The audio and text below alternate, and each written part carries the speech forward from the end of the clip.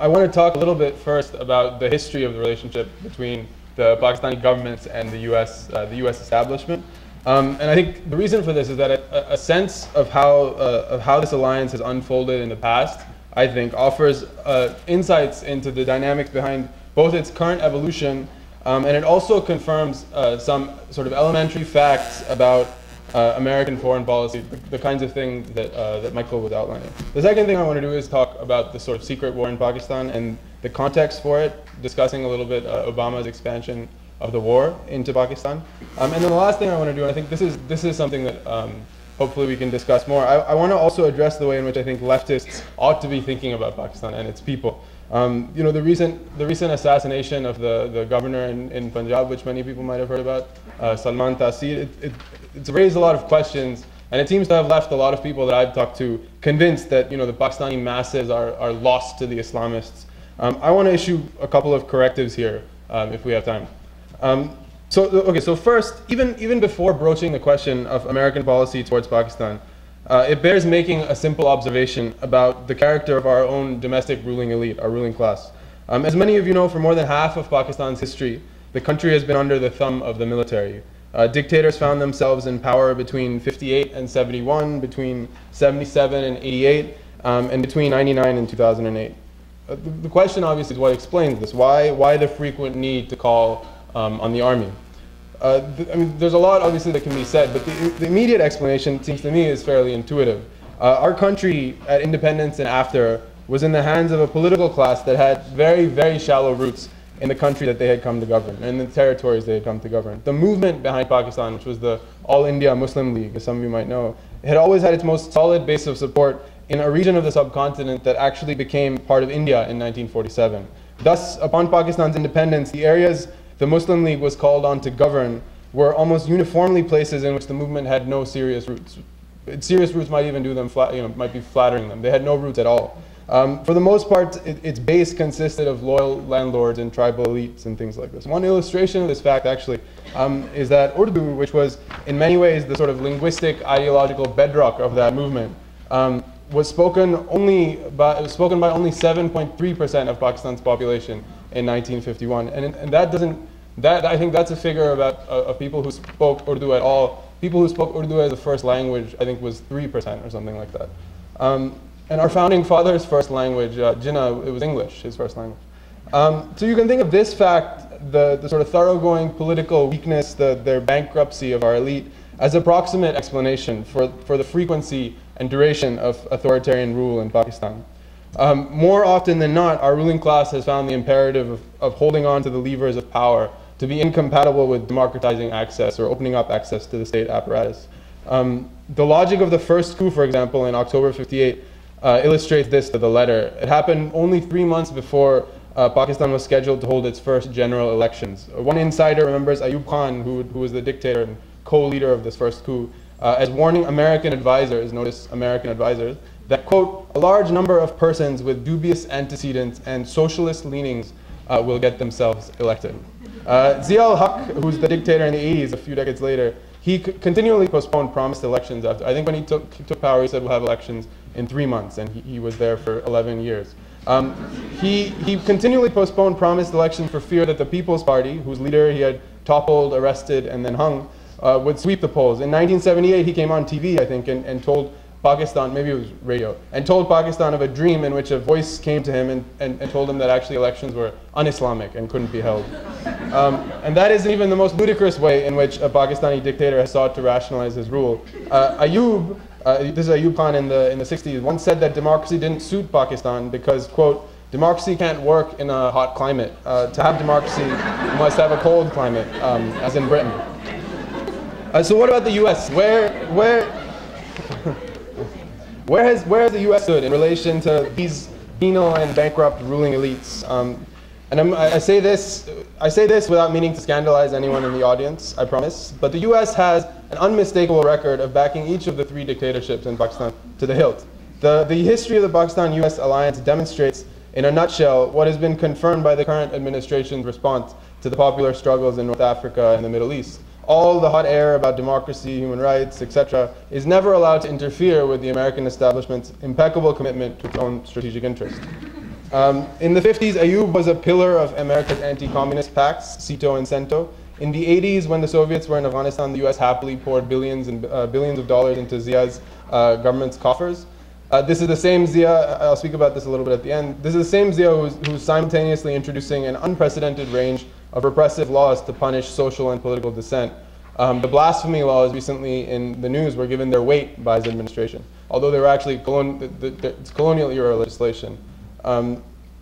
Okay, so let me move to discuss more the current conjuncture, sort of the secret war in Pakistan. How relevant is this history, given that today America seems to have allied itself not with a dictator, but with the elected democratic government that has ruled Pakistan since February 2008?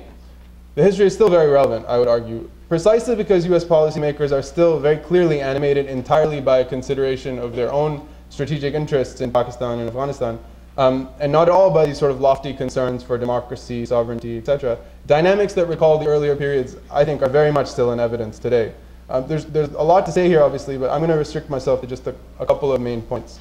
First, the arrangement with the current government, the PPP government, works for the United States precisely because our civilian leaders are weak-kneed, eager satraps of American empire. It's just you can't make. It's a regime that has hastily fallen in line, basically, after taking power. The leaked cables are chock full of examples of its submissiveness. For example, in a meeting with ex-ambassador Ann Patterson in August 2008, Gilani, who's the prime minister, is reported as having brushed off criticisms of the drone program. I think one of his entourage was saying something about the drone program, and he sort of brushed them off and was like, I don't, quote, I don't care if they do it as long as they get the right people. We'll protest in the National Assembly and then ignore it, end quote. In Bob Woodward's recent book, Obama's Wars, Zardari is said to have privately voiced an identical sentiment to Mike Hayden, who was then CIA chief. The quote is, "Kill the seniors, collateral damage worries you Americans, it does not worry me," end quote. It couldn't be much clearer than this, really, that the corollary of the PPP's subservience to Uncle Sam is its deep-seated contempt of for the Pakistani people. It's worth noting, after all, that even by the most conservative estimates, the drone program has killed several hundreds of civilians, the vast majority of them, as I'm sure you know, under Obama's watch.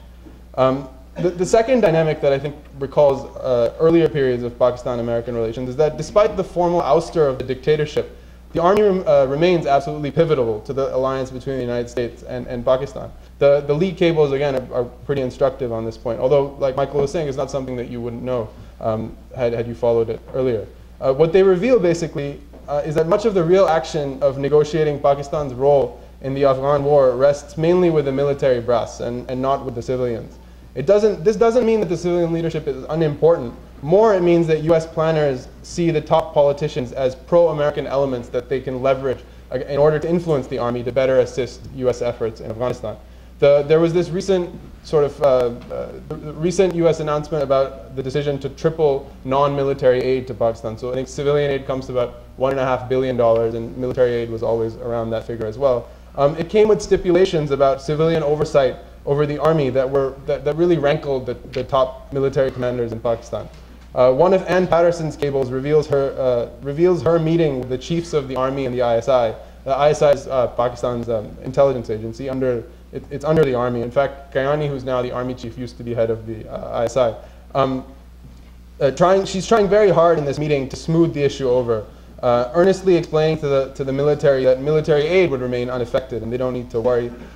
This, even as she in many other cables and others in different cables, expressed very clearly that Zardari is our best ally. This is a direct quote. Zardari is our best ally in Pakistan, and US interests are best served by preventing military rule. So there's a sort of balancing act going on in Pakistan, and it's real and it's worth paying attention to. A lot of people have written, I think, quite a bit about this, and I think it's something that, while we need to pay attention to, it's also something that need not be overemphasized, because even as sort of there are these fissures within the Pakistani establishment, the cables also speak to the US's growing understanding with the Pakistani army over the course of the last 2 years in particular, I think. In this period, the military has greatly expanded the scale, scope, and brutality of very heavy-handed counterinsurgency offensives in the northwest of Pakistan. Actually, in 2009, more people were displaced by military conflict in Pakistan than in any other country in the world. This has improved the relationship between the army and the United States no end. In fact, if you remember, one of the major revelations of the whole cable episode vis-a-vis Pakistan, this is the most recent WikiLeaks releases, was that the army was allowing US Special Operations Forces to embed with Pakistani troops. As the relevant cable makes clear, the US had actually long waited for permission to do this. I think there was always a lot of sort of intelligence sharing going on across the border, but they were long waiting for permission to embed physically with Pakistani troops. And it was only the sort of steady improvement in the relationship between the army and the US that made the arrangement possible. One final issue here in sort of US strategy of Afghanistan, and then I'm going to move on to talk about the left a little bit. There are still, I think, certain limits beyond which the relationship between the US and Pakistan can't improve. By this I mean that there remains some sort of well-known but relatively permanent, it seems to me, tensions between US and Pakistani planners regarding the endgame in Afghanistan. The crux of the issues centers on what the Americans regard as the Pakistani government's unwillingness to abandon its support of elements of the Afghan insurgency that have based themselves in North Waziristan. The key protagonist here is the group known as the Haqqani Network, to which the military has actually well-established, the Pakistani military has well-established links. Publicly for the Americans, you hear this all the time, Pakistan's ambivalence towards these groups explains the difficulties that the US surge is having in Afghanistan. The latest December strategy review was dominated by discussion of these safe havens in North Waziristan. To me, it seems that there's not much doubt that this is largely inaccurate. The insurgency very clearly is not puppeteered from Pakistan, but is driven principally by the criminality and corruption of the occupation in Afghanistan. That is to say, even if these safe havens didn't exist, the insurgency obviously still would. So for US planners, harping on the North Waziristan question serves two purposes. One, it's an excuse for public consumption. This is the reason that we can't win in Afghanistan. And two, it's a test of Pakistan's loyalty, it seems to me. For the Pakistanis, the US demand for the North Waziristan offensive requires a sort of very delicate balancing game. On the one hand, it's obviously necessary for them to cooperate with American pressure. There's the aid and there's a lot of other ways in which the US can exert its influence. On the other hand, there's also the strategic imperative for the Pakistanis of guaranteeing a favorable settlement in Afghanistan in the event of an American withdrawal, given the ever-present worry that India would exert influence in a post-occupation regime. For that purposes, groups like the Haqqani Network are indispensable. Thus far, granting permission to the American drone program, which as of late especially is focused on North Waziristan, it's been the government's way of handling this conundrum. It's very unlikely that I mean, there's been a lot of talk about when will Pakistan move into North Waziristan. It's very unlikely to me, it seems, that an offensive like this is actually on the cards. Mainly because of the Army's deep investment in these groups, but also because of the guaranteed blowback from any operation. And the important thing to note, though, is that this will depend, I think, centrally on the pace and trajectory of American withdrawal. The longer the US ends up staying in Afghanistan, the more difficult it might prove for Pakistan to avoid some sort of reckoning with these groups. If some kind of negotiated settlement, though, is brokered by the United States, which to me seems likely, it's precisely Pakistan's treacherous links to the insurgency's leadership that are going to prove essential for the Americans. So, I mean, there's obviously enormous hypocrisy involved. One last thing, then I'm going to move on to the left issue. In mainstream circles, the strategic quandary that the Americans find themselves in vis-a-vis Pakistan is almost always presented as a direct consequence of Pakistani dishonesty or double dealing. The framing, I think, is grossly misguided. Even US planners, it seems to me, understand that the Pakistani state's behavior is eminently rational in the present context. It's competitive bourgeois statecraft at its most honest, right? The irrationality, instead, is systemic. It's a property of the larger great game raging in the region, which is an indictment of the US occupation specifically, but also more generally of a social system that can produce wars and state rivalries of this duration and intensity. Okay, so the left. A few words about the Pakistani left and how we should be thinking about it. As I said, there's been a lot of talk in the aftermath of Taseer's assassination that the Pakistani masses have been consumed by the religious right. I certainly don't want to underplay the scale of the challenge that confronts the left in the country, but I think that these concerns have to be separated from sort of the mindless babble of the Islamophobes, according to whom Pakistan is not much more than an army, a smattering of some sensible, maybe partly corrupt politicians, and the kind of 180 million strong barbarian horde that they're holding back. To me, it's obvious the facts are very different. The facts are quite different. For one, the right-wing religious parties have never done well at the polls. They peaked at about 11% of the vote in 2002, but were down to 3% in 2008. They have no chance of making significant inroads on a national scale, where the People's Party and the Muslim League Noon have no rivals. In a handful of parts of the country, the left can actually match the Islamists for street power. And this is actually critical. In Balochistan, Sindh, and Khyber Pakhtunkhwa, which used to be the northwest frontier province, the nationalists, who are overwhelmingly secular in inspiration, are much, much stronger than the Islamists. And this has been true consistently in Pakistani history. The world was abuzz, for example, when the Islamists put 50,000 people on the streets of Karachi after the governor's murder. And it was alarming, there's no question about it. But no one will have heard that secular Sindhi nationalists managed to mobilize more than 3 times that number, some say 4 times that number, a year earlier in Karachi as well. Or that 100,000 textile workers organized by a left-wing trade union movement in Faisalabad went on a successful 17-day strike this past summer, and they won. And they won minimum wage for 250. Yeah, absolutely. They won minimum wage for 250,000. So 100,000 went on strike, and they won for 250,000. And they shut the city down. I mean, Faisalabad is one of Pakistan's biggest cities.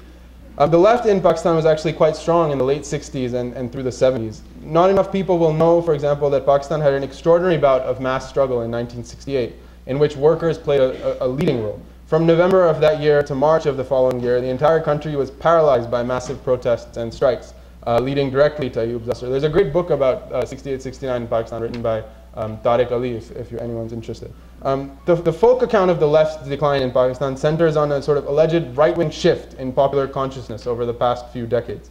Aside from being incommensurate with the facts, though, this just begs the question, right? Why? Why is that the case? A serious explanation, I think, would highlight structural reasons for the left's predicament. A very brutal, repressive dictatorship in the 1980s was followed by 2 decades of textbook neoliberalism from 88, really. 88 was the first IMF plan in Pakistan. And that took a serious toll on progressive forces in the country. For example, public sector employment, and the trade union movement was always strongest in the public sector. Public sector employment halved between 1991 and 1998, which absolutely decimated the labor movement. Similarly, the proportion of the Pakistani working population employed in manufacturing actually peaked in the 70s, and it's lower today than it was then. Of course, the left's relative weakness hardly makes Pakistan exceptional, right? On the contrary, it's a plight with which most of us are quite familiar. And it's this that I want to end with. Today, both the urgency and plausibility of a left revival is indisputable. I mean in Pakistan, but also obviously around the world. Pakistan's vast majority remain centrally preoccupied by hunger, poverty, and war, not by sectarian prejudices or anti-blasphemy crusades, what have you. Scattered protests against the everyday miseries of life in our country, layoffs, land grabbing, employer impunity, government heavy-handedness, etc., are routine. Just when, simultaneously to all of this blasphemy stuff, 5,000 people were fired in Karachi from a recently privatized utility company, and the protests were enormous. In step with the global march to austerity, the Pakistani people find themselves subject to the criminal mandate of an ongoing IMF program. The fund is actually withholding the last chunk of an 11.3 billion agreement until the government meets certain spending benchmarks. In order to do this, the government has taken some unforgivable, really unforgivable measures. I think you'd be hard-pressed to find a better illustration of the mercilessness of the sort of socioeconomic order in which we live. Despite the monstrous damage done by last summer's floods, the development budget has been slashed by 80%. I did a double take when I first heard the finance minister say this, but it's been confirmed recently. What's perhaps even more shocking is that all of the flood-related reconstruction and rehabilitation projects, every single one of them, has been cancelled for lack of funds. Last week, the deputy head of UNICEF reported rates of malnutrition in Sindh, which was the province perhaps hardest hit by the floods, reported rates of malnutrition in Sindh that rival, quote, the worst of the famine in Ethiopia, Darfur, and Chad. Amidst this fiscal emergency, and this is what's most precious, I think, about the current situation in Pakistan, the military budget has been increased by a full 25%. This wasn't announced publicly, nor was it approved by Parliament. I mean, the military budget was already very large, right? The increase in the military budget wasn't announced publicly, it wasn't approved by Parliament. No one would have known had it not been for a memo that the government was forced to release to the IMF, and some reporter found it on their website. In short, all of this, I can't imagine that there's ever going to be a better time than now to stress the obvious fact that people across the world find themselves in a shared predicament, locked against the irrationality of their ruling classes in a common struggle to forge something resembling a habitable world. If the uprisings in Egypt and Tunisia have taught us anything, It's that people once dismissed as apolitical, fundamentalist, sectarian, what have you, that these same people hold within them boundless courage and incredible conviction.